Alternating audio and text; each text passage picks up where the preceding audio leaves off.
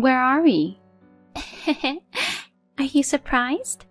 This is the house for me and my husband. What? I was completely surprised.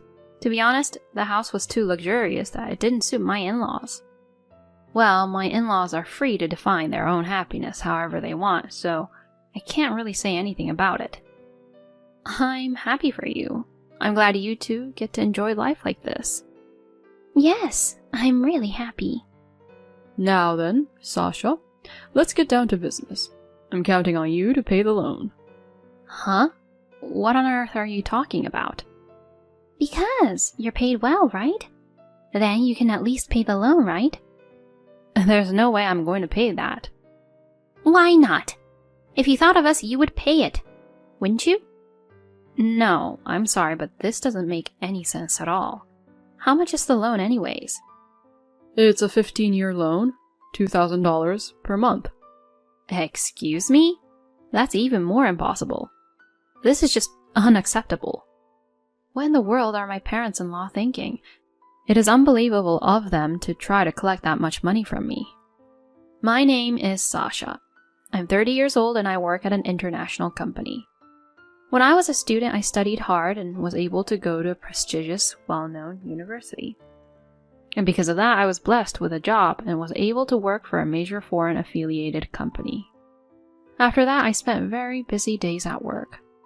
My work-centered life seemed to suit me very well, and I worked hard and achieved results. Although I was leading a fulfilling life in this way, it was also true that I was feeling somewhat lonely. That is when I met Paul, who later became my husband. My encounter with Paul was a little unusual. We met in an elevator in an office building. I was just on my way to the floor where my client's company was located. Then trouble happened, and the elevator stopped. It was me and Paul who were trapped alone in the elevator. I had never experienced anything like this before, so I panicked a lot. I talked to the button on the elevator to call the rescue team, and they said it would take 30 minutes for them to arrive. Oh, what should I do? I'll be late for my meeting. There's no signal, so I can't call them. Paul, who was in the elevator with me, laughed as I mumbled this. No, I'm sure you'll be fine. Because if you're heading to the office in this building, everyone must know that the elevator stopped, and no one would blame you for being late because of being stuck in the elevator. You're right. I am the type of person who doesn't feel comfortable unless everything is perfect, and I have a strong feeling that I should not be rude to others. That's why I was surprisingly weak in situations like this. Paul calmly assessed the situation and calmed me down a little. But my anxiety and worry did not completely disappear. Then, perhaps seeing my state of mind, Paul suddenly started talking to me like this. Do you believe in fortune-telling? What? Why are you asking me this all of a sudden? Fortune-telling? For example, if today's fortune was bad and the situation is like now, do you think that the fortune-telling was right? Well, I guess so. Then, when your fortune is good and something good happens to you, for example, you get a promotion or a business deal, do you think it is because your fortune was good? No, I don't think so. I think it is the result of my effort and hard work. That's right. So in the end, things depend on how you look at them. You can see a situation like this as the worst thing you've ever experienced in your life, or you can think of it as a rare experience. So there is no point panicking in situations like this. It is important to decide for yourself what kind of feelings you want to have about the events that happen as they flow by. I listened to Paul's words, and it went right to my heart. I may have the tendency to see everything in a bad and negative light, but I think it's not easy to stay positive in a situation like this. Then, what about you? Are you enjoying this situation? No, not at all. Actually, I'm depressed and disappointed. Huh? I'm supposed to go to a business meeting today that decides the company's future, but it's in an office in a different building. But my stomach hurt and I remember that the restrooms in this office building on the way here are clean. I don't like dirty toilets, you know. The first floor restroom was being cleaned and I couldn't use it, so I jumped on the elevator when it came. I pushed the button for the 5th floor, but it stopped. And that's how I ended up where I am now. My business meeting time has already passed, my stomach is aching, and I'm in the biggest pinch of my life. Come to think of it, I was at the bottom of the fortune-telling list today. Maybe that's why. He said it so naturally that I couldn't help but laugh. You're in a much more difficult situation than I am, aren't you? And yet, you said what you said just now. Because you looked quite upset. That's true. I was wondering why you were so relaxed. Well, I'm glad that you were able to relax, even for a bit. Now is the time for you to exercise your positive thinking, isn't it? No. If I do that and relax myself, my stomach would probably get relaxed too, and that would be a bad thing. I laughed out loud. I had always pushed myself to work, so someone like him was very new to me.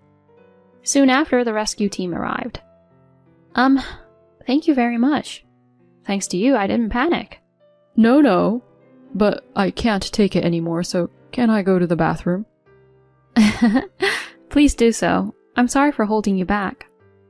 Paul then ran to the restroom. This was how I first met him. The second time came much sooner than I thought. It was when I was walking around town after work.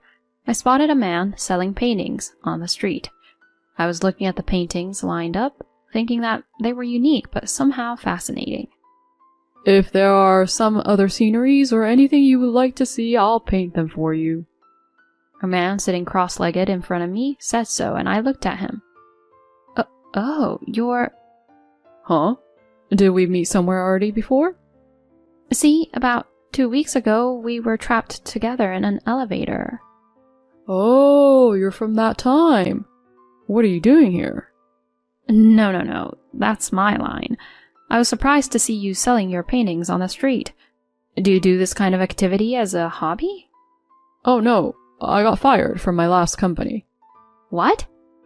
In my case, I went into a building that I shouldn't have gone to use the restroom, so there was no excuse for what I did. So now you sell paintings? Yes, I do. I thought it's best to do what I've always wanted to do. I thought it was a good opportunity to do that. And are you making any money? Not at all. But that's how it is at first. But I don't want to be recognized as an artist after I die, though. I was once again attracted by his unconcerned attitude. At the time, I had just made a mistake at work and was feeling down. Then, please give me this $30 painting. What? Really? Thank you very much. It was so cute to see Paul so happy like that. After that, I started seeing him and asked him out to dinner.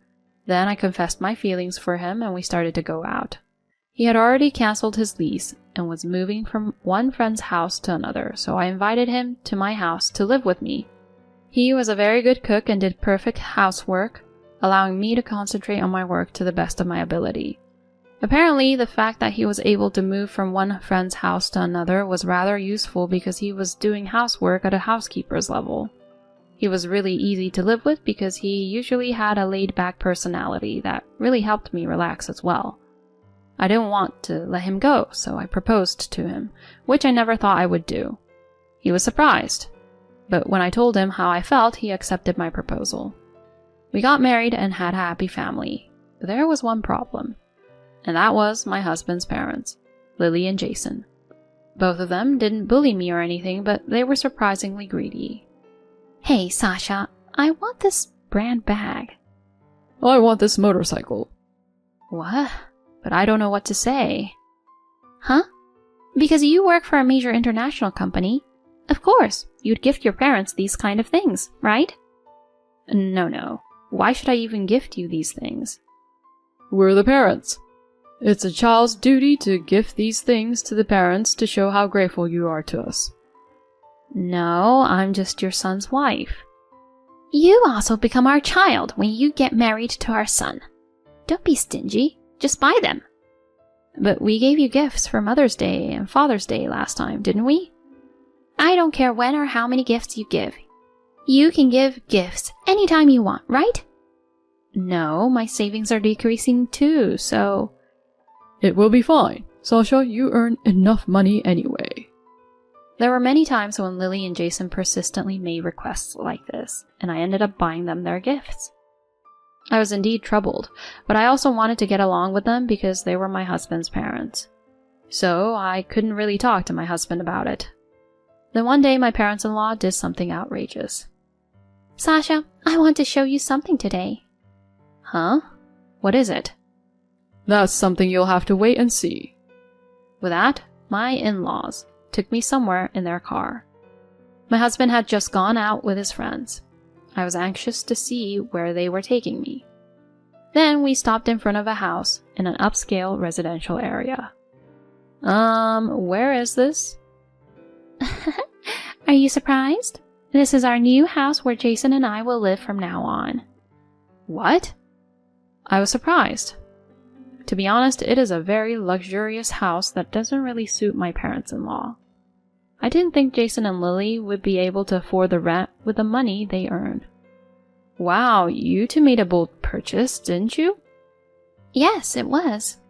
But I'd be so happy to spend my retirement in such a nice house like this. I can brag about it to all my friends.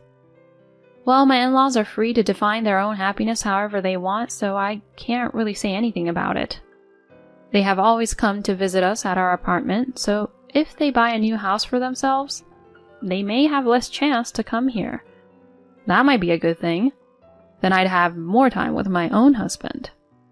I'm happy for you two. I'm glad you two are going to enjoy your life here. Yeah, we're really happy. Well then, Sasha, let's get down to business. I'll be counting on you to pay the mortgage. Excuse me? What on earth are you talking about? Because you're paid well, right? Then you can at least pay us the mortgage, right? No. What are you talking about? There's no way I would pay such a thing. Why not? If you thought of us, you would pay it, don't you? No, this doesn't make any sense at all. How much is the loan anyway? It's a 15-year loan. $2,000 per month. What? That's even more impossible. This is just unacceptable. Wait a minute. We'll be in trouble if you don't pay up. There's no way we can afford it. I'm sorry, but that's impossible. Please, give up. Saying that, I ran and left, got a taxi, and went home. What in the world were my in-laws thinking about? They were being outrageous, asking me to pay their mortgage like that. I managed to escape at that time, but my in-laws were very persistent. They kept calling me, sending me messages after messages, and even barging into my office. Hey, Sasha, just pay the mortgage as soon as possible. All you have to do is wire me the $2,000. Even though I refused every single time, my parents-in-law never gave up. They even came to my parents' house and asked me to convince their daughter. They were so insistent that I almost became neurotic. Then my husband seemed to notice that I was having a hard time. What's wrong? Oh, If something's bothering you, you should talk about it to me. Okay. I must have had enough. I told my husband everything. I was crying as I talked. I see. I had no idea my mom and dad did that. I'm sorry. I know they're your parents and I wanted to get close with them, but... No, I'm the one who's sorry. I didn't realize that at all. I can't believe I put you through that much trouble. Okay, I'll take care of it then. Huh? Then my husband started making a phone call to somewhere, and he was moving around in a hurry. I was really surprised to find out about the plan my husband had made. I didn't know he was that kind of person. And in no time at all, things were going according to my husband's plan. Incidentally, my in-laws were visiting the company where I worked once again to make me pay their mortgage. Please, let us talk to Sasha. Is this for a business meeting or something? We're her in-laws. We need to talk to her about something very personal. Please, contact her immediately. I'm sorry, but we don't have anyone by the name of Sasha in our company. What? Did she quit the company by any chance? I can't tell you those details because it's personal information. Let's call Sasha right now. Oh no, She's not answering. What the? What about Paul? I can't get connected to him. Oh no. The receptionist at the office told me later that she had talked to my in-laws like that. Jason and Lily were also surprised that other people were living in the house where my husband and I were living, and they came over to my parents' house to ask what was going on. My parents sent them away, saying that they would not tell them where I was, and that they would call the police if they stayed there any longer. Then there were many messages from my in-laws to me, but we continued to ignore them all. Then a year passed. Should I contact them now?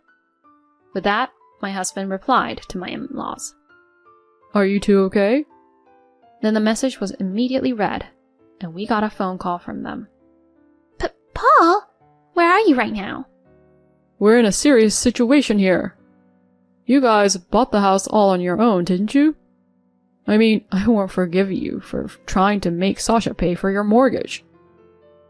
I'm sorry about that, but I'll make it last this time, so please help us out. What's the situation now? Oh, after all that, we ended up giving up the house, but the value of the house dropped as soon as we bought it, and we're in about $200,000 debt. We've been borrowing from other consumer lenders to pay the debt. I'm at the point where I can't borrow any more money, though. So please, get Sasha here as soon as possible. I mean, you guys don't even have to see us, just please transfer the money. That's enough. I'm not going to let Sasha get involved with you two anymore. I'm not going to get involved either. I only called you today to tell you that I'm cutting ties with you two. Oh no! Wait a minute. If you abandon us, then you two should repent for what you both have done. But it's already too late. See you later. With that, my husband hung up the phone and erased and blocked all of his parents' contact information. I don't know what happened to my parents-in-law, but they probably became unable to repay their debts and disappeared into the darkness. By the way, my husband and I are currently living abroad to escape from my parents-in-laws. My husband had a close friend living overseas when he was a backpacker, and he contacted his friend and asked him to arrange housing and such. I then left my job and followed my husband. The great thing about my husband was that he also had another friend there who was an excellent manager, and he introduced me to him. He interviewed me remotely, and I was hired right away to the company where he works at. That allowed us to live abroad for a salary not that much different from what I made previously, and now we get to live in a pretty nice house.